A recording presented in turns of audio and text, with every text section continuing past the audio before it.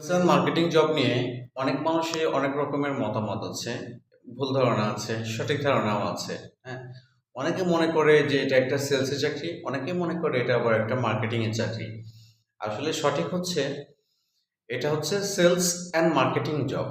এটা কিভাবে সৃষ্টি হলো?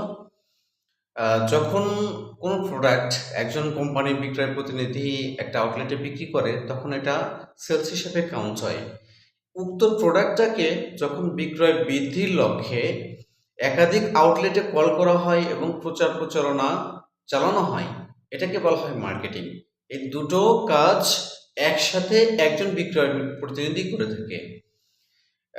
যে কারণে এটাকে বলা হয়ে থাকে সেলস অ্যান্ড মার্কেটিং জব। হ্যাঁ, যদি এরকম হতো যে এটা সেলস জব, ভুল। যদি এরকম হতো যেটা মার্কেটিং জব, এটা ভুল। মূলত বিক্রয় করা হয় বলে এটা সেলস জব, এবং বিক্রয় বৃদ্ধির লক্ষ্যে প্রচার প্রচারণা চালানো হয়, যে কারণে এটা মার্কেটিং জব। দুটো মিলিয়ে হচ্ছে সেলস অ্যান্ড মার্কেটিং জব।